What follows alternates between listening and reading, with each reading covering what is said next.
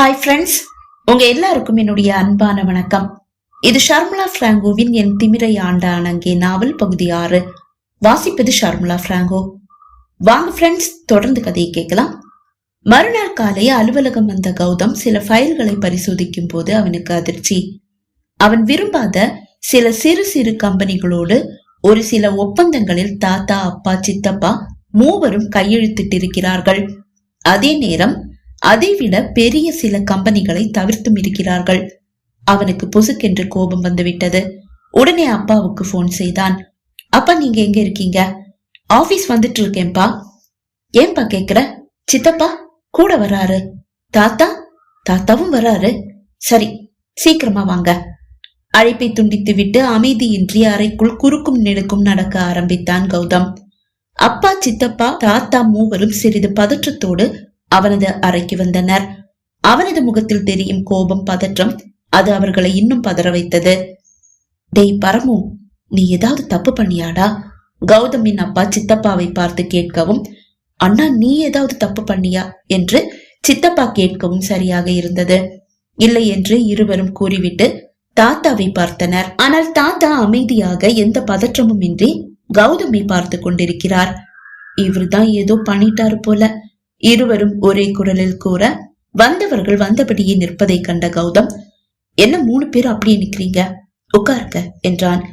இல்ல, நீ ஏதோ ரொம்ப பதற்றமா இருக்கிற மாதிரி இருக்கே, என்னாச்சு? தாத்தா கேட்டார். முதல்ல உட்காருங்க சொல்றேன். மூவரும் அமர 1-2 ஃபைல்களை எடுத்து வந்து அவர்கள் முன் வைத்தவன், இந்த கம்பெனிகள் எல்லாம் சின்ன சின்ன கம்பெனிகள். இவங்க கூட 10 ப்ராஜெக்ட் செய்யற நேரம் நீங்க ரெஜிஸ்டர் பண்ண இந்த 3 கம்பெனிகளோட சேர்ந்து 3 ப்ராஜெக்ட் பண்ணா போதும். 30 ப்ராஜெக்ட் கஷ்டப்பட்டு செய்யறது நல்லதா, இல்ல 3 ப்ராஜெக்ட ரிலாக்ஸா பண்றது நல்லதா? யோசிக்காம 3 பேரும் கையெழுத்து போட்டுட்டு என்னுடைய கையெழுத்துக்காக வெயிட் பண்ணிட்டு இருக்கீங்க. ஃபைலை பார்த்த அப்பா சித்தப்பாவுக்கு எதுவும் புரியவில்லை.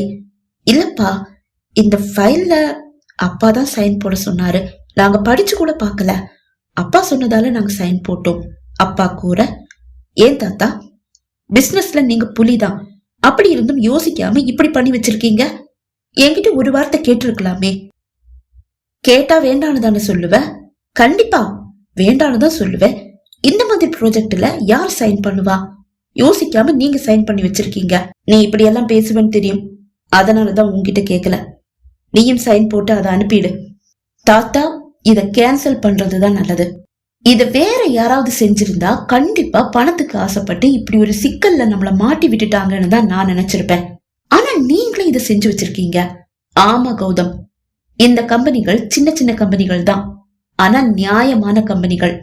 ரிஜெக்ட் பண்ண அந்த 3 கம்பெனியும் பெரிய கம்பெனி தான், ஆனா நிறைய குளறுபடிகள் பண்றாங்க. ப்ராஜெக்ட முடிச்சதுக்கு அப்புறமா காசை கொடுக்க மாட்டேன்னு சொல்லிட்டா என்ன பண்றது? தாத்தா, அதெல்லாம் நான் பாத்துக்கிறேன். அக்ரிமெண்ட் போடும்போது நம்மளையும் உட்கார வச்சுதானே போடுவாங்க. அதுல எது சேர்க்கணும் எதை தவிர்க்கணும்னு நான் முடிவு பண்ணியிருப்பேன். இதை விட ரிஸ்கான சில கம்பெனிகளோட சேர்ந்து நம்ம போட்ட ஒப்பந்தம் இப்பவும் ஸ்மூத்தா போயிட்டு தானே இருக்கு. இதை மட்டும் ஏன் வேண்டான்னு ஒதுக்குனீங்க?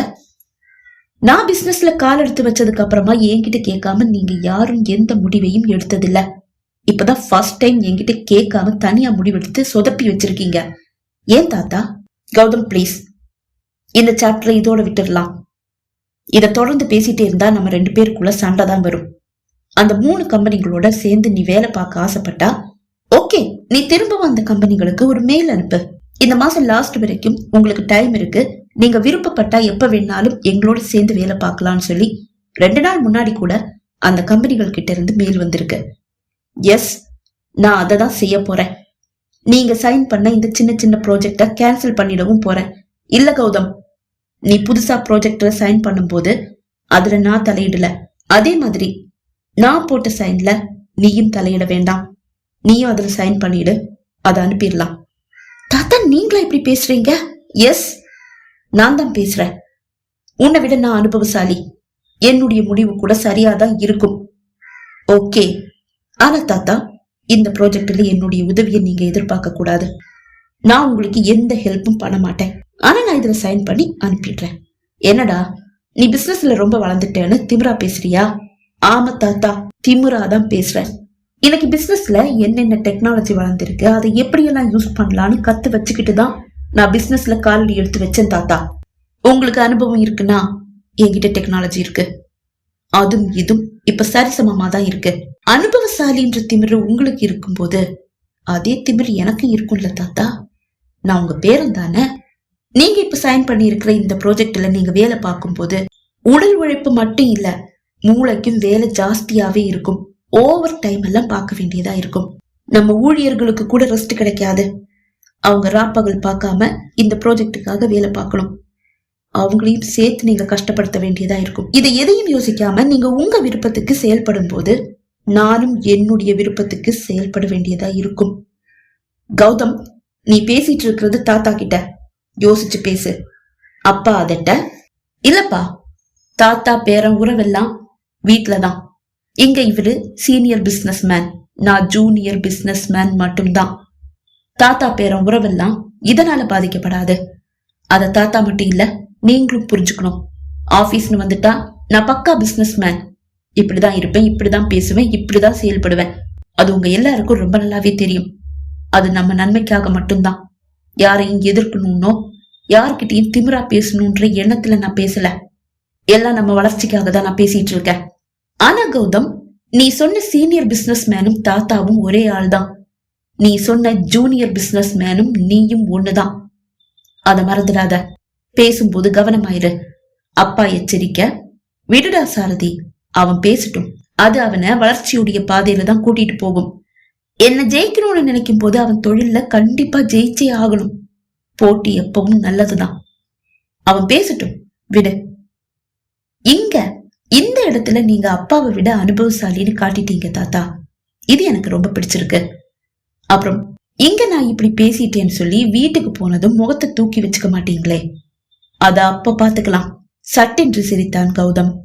இங்க இந்த இடத்துல நீங்க என்னை விட சின்ன பையனை காட்டிட்டீங்க தாத்தா. யார்டா உனக்கு தாத்தா?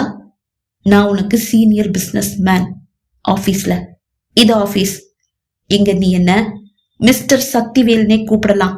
அட, தாத்தாவுக்கு பொசுக்குன்னு கோபம் வந்துருச்சே. ஆமாடா, நீ என்னுடைய பேரன். உனக்கே பொசுக்கு பொசுக்குன்னு கோபம் வரும்போது உன் தாத்தா எனக்கு பொசுக்குன்னு கோபம் வராதா?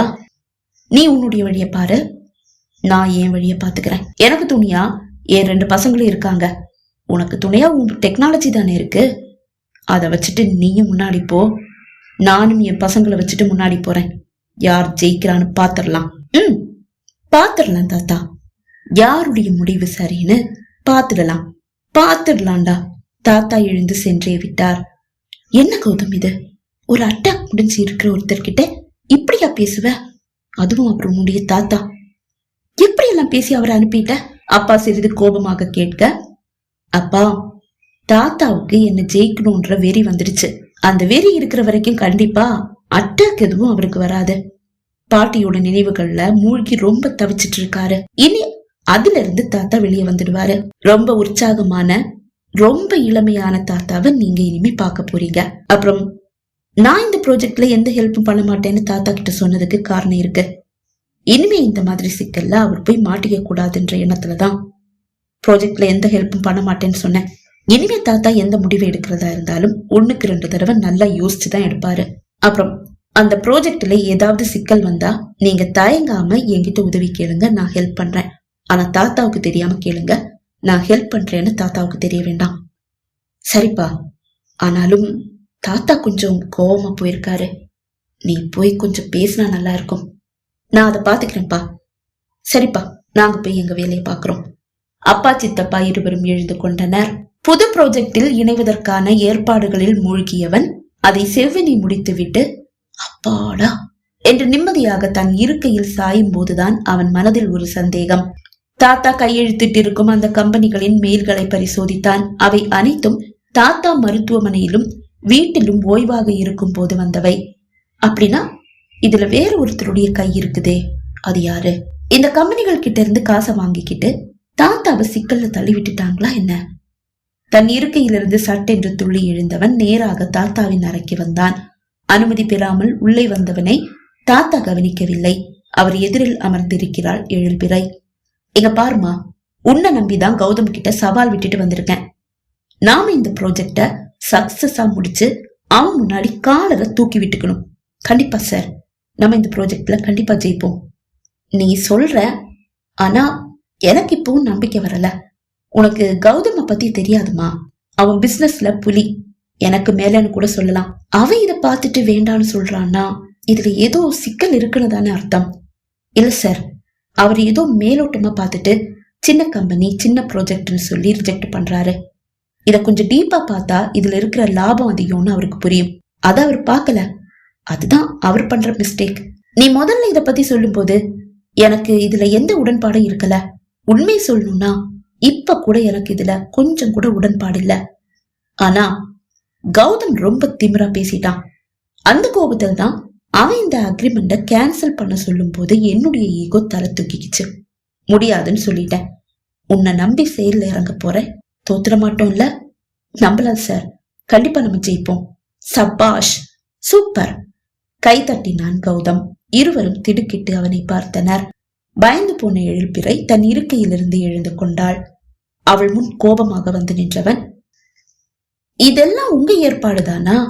ஆமாம்மா, நாங்க மக்கு மட சாம்பிராணி, நீங்க உலக மகா புத்திசாலி. சரி, ஆடுங்க, உங்க ஆட்டத்தை நீங்க ஆடுங்க. எங்க வரைக்கும் போதுன்னு பாக்கலாம்.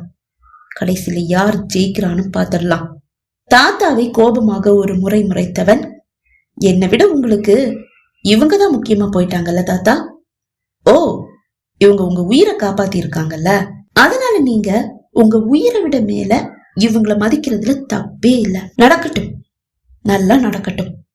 கோபமாக அந்த அறையிலிருந்து வெளியே சென்று விட்டான் கௌதம். பகுதி 6 நிறைவடைந்தது. பகுதி 7 உங்களை சந்திக்கும் வரை விடைபெறுகிறேன். நன்றி, வணக்கம்.